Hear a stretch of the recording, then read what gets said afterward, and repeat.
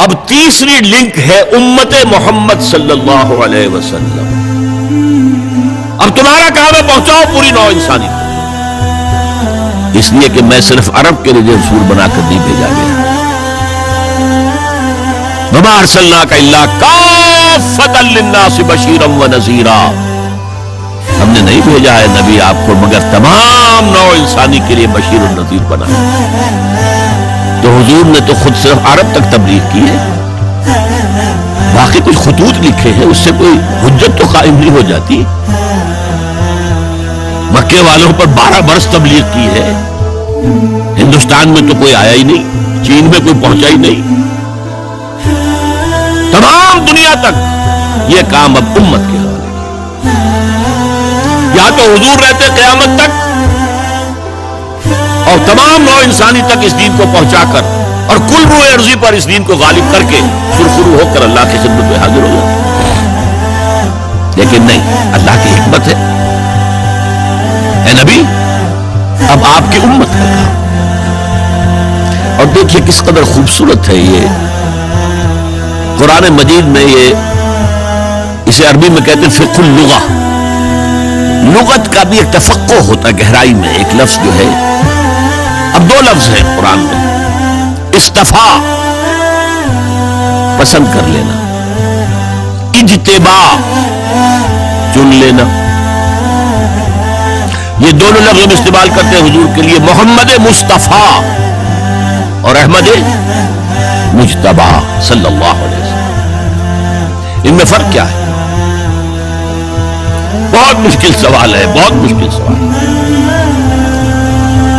دیکھیے استفاء میں پسند کرنے والے کی پسند کو دخل ہے، اجتباء میں کسی کام کے لیے کسی کو سلیکٹ کرنا ہے. ٹو چوز از استفاء، ٹو سلیکٹ از اجتباء. آپ کو ہاکی کی ٹیم باہر بھیجنی ہے تو آپ مقابلے کرواتے ہیں، دیکھتے ہیں کون اچھے کھلاڑی، سلیکشن ہوتی ہے، سلیکشن، یہ سلیکشن. اور ایک کوئی گیا ہے باغ کی سیر کو اور گلاب کے ایک پودے میں 10 پھول لگے ہوئے ہیں، اس کے دستے ہنائی نے ایک پھول توڑ لیا، پسند کر لیا، اس کی پسند پر ہے. It's her choice. To choice, to choose is استفاء، ٹو سلیکٹ از اجتباء، اور دونوں بہت قریب. اب امت کے لیے کیا کہا؟ جاہدوا فی اللہ حق جہادہ ھو اجتباکم، اسی رکوع میں، وہی سورہ حج کا آخری رکوع، 6 آیتوں پر مشتمل قرآن مجید کا جامع ترین رکوع، جس میں پہلے فرمایا اللہ یصطفی من الملائکۃ رسلا ومن الناس، آگے فرمایا یا ایھا الذین آمنوا ارکعوا واسجدوا واعبدوا ربکم وافعلوا الخیر لعلکم تفلحون وجاہدوا فی اللہ حق جہادہ ھو اجتباکم. اللہ کی راہ میں جہاد کرو جیسا کہ اس کے لیے جہاد کا حق ہے، اس نے تمہیں چن لیا ہے. اپنے نصیب پر فخر کرو، اب تم رسالت کی ایک کڑی کے طور پر. اس سے بڑا منصب کوئی ہوگا؟ یہ کڑی، یہ ہے امت محمد. اب اس کو سمجھیے قرآن مجید میں کیسے بیان کیا گیا. اسی سورہ حج کی آخری آیت میں فرمایا یہ جو تم سے کہا رہا جہاد کرو جتنا کہ جہاد کا حق ہے، کس لیے؟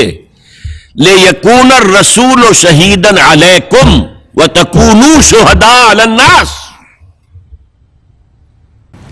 تاکہ رسول گواہ بنے تمہارے خلاف اور تم گواہ بنو پوری نوع انسانی کے خلاف.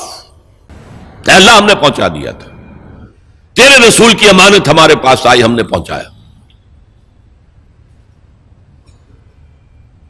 یہ ہے شہادت کا فلسفہ، ہے کئی ذہنوں میں. یہ ہے امت کی رسپانسبلٹی. اور چونکہ اہم مضمون قرآن میں 2 دفعہ ضرور آتا ہے، یہ سورہ حج ہجرت سے متصل قبل نازل ہوئی ہے، اور سورہ بقرہ ہجرت کے متصل بعد. اس میں فرمایا وَكَذَلِكَ جَعَلْنَاكُمْ أُمَّةً وَسَطًا لِتَكُونُوا شُهَدَاءَ عَلَى النَّاسِ وَيَكُونَ الرَّسُولُ عَلَيْكُمْ شَهِيدًا. وہی بات ہے دہرا کر. اسی طرح تو ہم نے تمہیں ایک درمیانی لنک بنا دیا ہے امت کی حیثیت سے. امتاً وسطاً، اس کا ترجمہ بہترین امت بھی کر دیا جاتا ہے کہ جو چیز درمیانی ہوتی ہے وہ بہترین ہوتی ہے. لیکن میرے اس پورے فلسفے کے حوالے سے سمجھ لیجئے، یہ امت واسطہ ہے محمد اور پوری نوع انسانی کے مابین صلی اللہ علیہ وسلم. وَكَذَلِكَ جَعَلْنَاكُمْ أُمَّةً وَسَطًا لِتَكُونُوا شُهَدَاءَ عَلَى النَّاسِ وَيَكُونَ الرَّسُولُ عَلَيْكُمْ شَهِيدًا. اور یہ کس سبجیکٹ، یہ آیا ہے کس کانٹیکسٹ میں؟ تحویل قبلہ. 16 مہینے تم نے نماز پڑھی ہے بیت المقدس کی طرف رخ کر کے. فَوَلِّ وَجْهَكَ شَطْرَ الْمَسْجِدِ الْحَرَامِ، اے نبی اب اپنا رخ موڑ دیجئے مسجد حرام کی طرف. اور یہ علامت ہے اس بات کی کہ جو حیثیت بنی اسرائیل کو حاصل تھی اب وہ تمہیں حاصل ہے. ان سے سلب کر لی گئی وہ پوزیشن اور ان کا قبلہ منسوخ. اب ایک نیا قبلہ ہے اور اس قبلے کے گرد امت محمد ہے، اس کی تاسیس ہو گئی ہے اور اس کی کورونیشن ہوئی ہے، تاج پوشی ہوئی ہے. وَكَذَلِكَ جَعَلْنَاكُمْ أُمَّةً وَسَطًا لِتَكُونُوا شُهَدَاءَ عَلَى النَّاسِ وَيَكُونَ الرَّسُولُ عَلَيْكُمْ شَهِيدًا. اب اس پس منظر میں سوچئے ہم کہاں کھڑے ہیں، ہم کس شے کی گواہی دنیا کے سامنے دے رہے ہیں؟